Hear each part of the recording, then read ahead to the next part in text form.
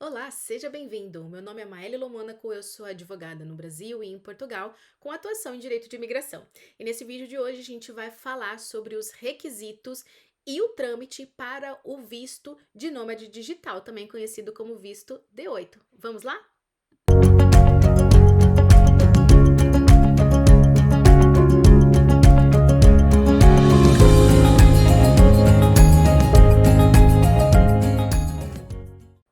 O visto de nômade digital, como o próprio nome diz, ele é um visto destinado para aquelas pessoas que trabalham de forma remota, ou seja, têm a liberdade de poder trabalhar de qualquer lugar, sem que isso influencie no seu trabalho, né? A necessidade de estar presencialmente ali na empresa ou no seu lugar para poder desempenhar as suas funções. E esse visto de nômade digital, a gente precisa entender que ele tem duas modalidades. A primeira delas é no caso de pessoas que desejam morar em Portugal por um período de até um ano. Nesse caso, o visto a ser solicitado vai ser um visto de curta duração, tá? E esse visto de curta duração, ele vai permitir com que você permaneça até um ano em território português.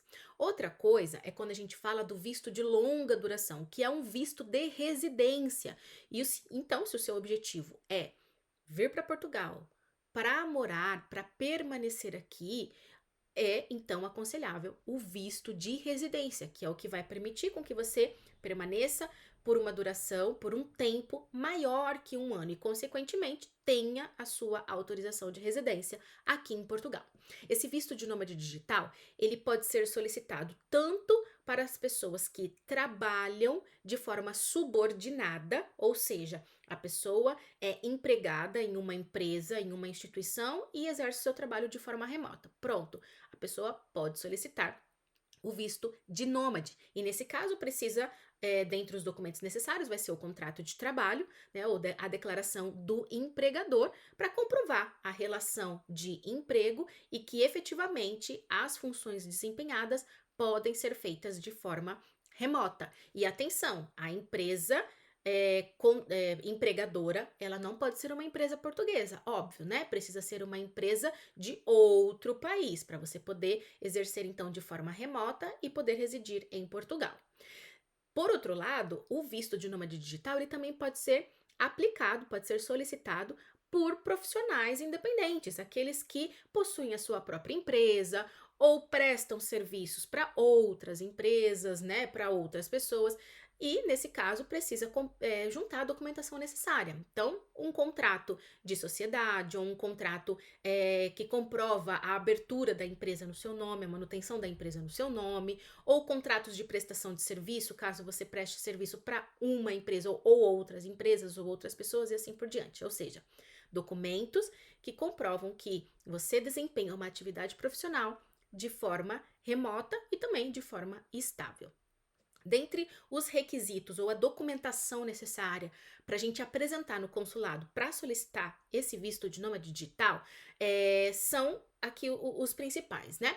O passaporte plenamente válido, os antecedentes criminais com apostila de AIA, o PB4, que é o seguro médico que a gente tem aí de forma gratuita por meio de um acordo entre o Brasil e Portugal, e você precisa comprovar o seu trabalho de forma remota, né? Se você trabalha de forma subordinada, como eu já disse, o contrato para comprovar que você é um empregado e que exerce suas funções de forma remota, ou se você é um profissional independente, os documentos que comprovam a abertura da sua empresa ou os contratos de prestação de serviço. Também é essencial aqui você comprovar os seus recebimentos. Para fins de solicitação do visto de nômade digital, é obrigatório, né? É requisito obrigatório que você comprove que nos últimos 3 meses você recebeu o equivalente a 4 salários mínimos portugueses por mês. Então, não é 4 salários mínimos na totalidade dos últimos 3 meses, não é isso. São 4 salários mínimos por mês, ou seja, é dizer que mensalmente você recebe o equivalente a 3.680 euros todos os meses, ok? Então, a gente precisa comprovar que nos últimos 3 meses você recebeu 3.680 euros. Esse valor ele pode ser comprovado em euros ou também pode ser comprovado em reais na sua conta, desde que a gente faça a conversão aí do euros para reais e você tenha esse valor disponível e tendo como comprovar os seus recebimentos, seja por contrato de trabalho, seja nos contratos de prestação de serviços ou por meio da sua empresa, ok? Além desses documentos que comprovam a sua atividade de forma remota e os seus recebimentos mensais nesse valor que eu disse, também é necessário comprovar a sua residência fiscal, ou seja, a gente precisa comprovar onde você possui a sua residência fiscal, as suas obrigações tributárias. No caso do Brasil, a gente pode comprovar por meio da declaração do imposto de renda. E por fim, a gente também precisa comprovar o alojamento, onde que você vai permanecer aqui em Portugal. Isso a gente pode comprovar por reserva em hotel, contratos de arrendamento ou até mesmo por uma carta convite por alguém, algum familiar, algum amigo que já mora legalmente aqui em Portugal e pode ser o responsável pelo alojamento enquanto você procura um imóvel aqui em Portugal para arrendar. Uma vez que você apresentou toda a documentação, os formulários preenchidos, o consulado vai analisar e então vai dar a decisão, vai aprovar ou não o seu pedido de visto. O visto de nômade digital, ele permite também que você traga a sua família com você de forma regularizada por meio do visto de acompanhamento familiar. O visto, quando ele é emitido, finalizado todo o procedimento, sendo aprovado, o visto normalmente ele já é emitido com um agendamento na AIMA, se você solicitou o visto de longa duração, o visto de residência.